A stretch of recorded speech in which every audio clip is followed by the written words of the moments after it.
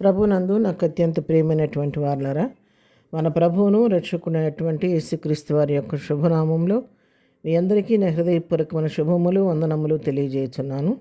ఉదయకాల సమయంలో దేవుని వాక్యాన్ని ధ్యానం చేసుకుందాం. ఈరోజు వాక్య ధ్యానం కొరకు మనం తీసుకున్నటువంటి లేఖన భాగం మత్తయి సువార్త 6వ అధ్యాయము 18వ వచనం. అప్పుడు రహస్యమందు చూచున నీ తండ్రి నీకు ప్రతిఫలం ఇచ్చును. ఆమెన్. రహస్యమందు చూచున్నటువంటి మన తండ్రి ప్రతిఫలం ఇస్తాడంట. ఎప్పుడు అని మనం గమనించినట్లయితే ఈ పైభాగం మనం చూసేది ఉపవాసాన్ని గురించి రాయబడిన మాటలండి. మనం ఉపవాసం ఉన్నప్పుడు వేషధారుల వలె దుఃఖముఖులుగా ఉండొద్దని చెప్తున్నాడు దేవుడు.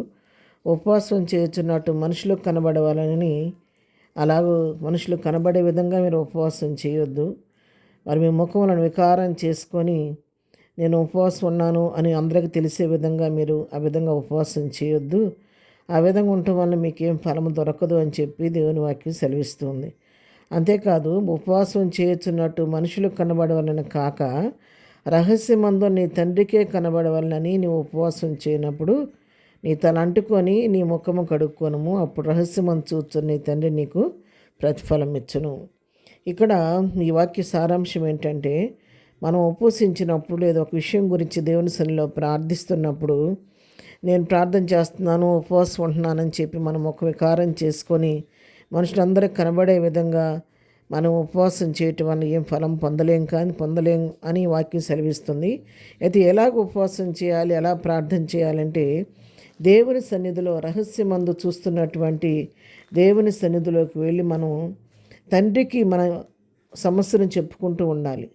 కన్నీటితో ఆయన పాదాలు కడిగే వారంగా ఉండాలి. మన హృదయంలో ఉన్నట్టు వేదన మనుషులకు చెప్పుకోవటం వల్ల ఫలితం రాదు, కానీ హృదయంలో ఉన్నటువంటి వేదన కావచ్చు, బాధ, దిగులు, చీకు, చింత, అది ప్రభువుకు చెప్పుకొని ప్రభు సన్నిధిలో కన్నీరు కార్చినట్లయితే మన హృదయ వేదన చూస్తున్న దేవుడు, రహస్యమందుని చూచిన దేవుడు మనకి ప్రతిఫలం ఇస్తాడు అని చెప్పి దేవుని వాక్యం ఇక్కడ సెలవిస్తూ ఉంది.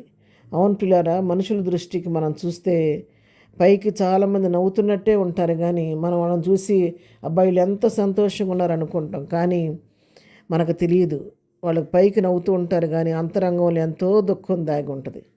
అది మనకు కనబడదు కాబట్టి అబ్బాయిలు ఎంత సంతోషం ఉందని చెప్పి మనం అనుకుంటూ ఉంటాం.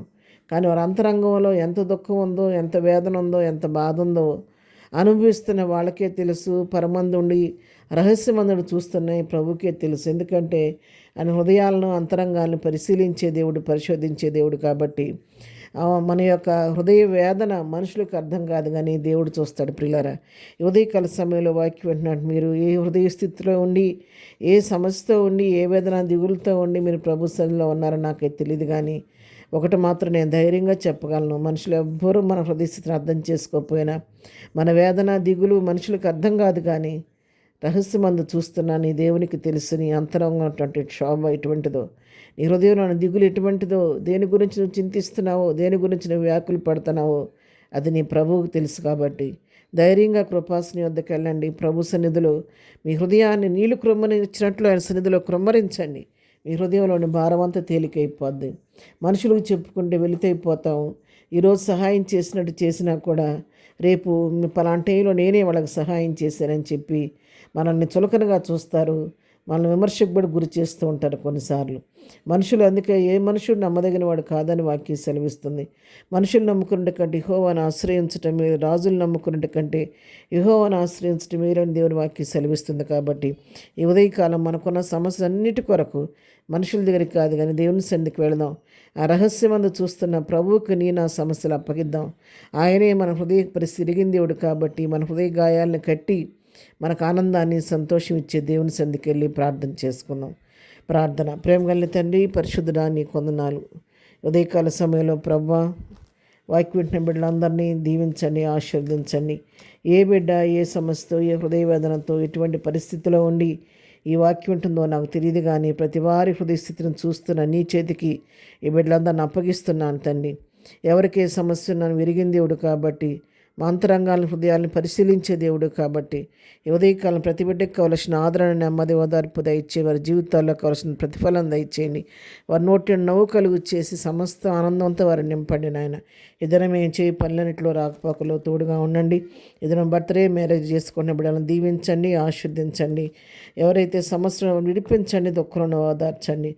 ప్రతి వారి అవసర అక్కరి మీ కృపా మహిదేశంలో తీర్చమని యేసునామంలో ప్రార్థించడి పొందుకొని ఉన్నాము తండ్రి. ఆమెన్. ప్రభు కృప సదాకాలము మనందరికీ తోడయుండి నడిపించును గాక. ఆమెన్.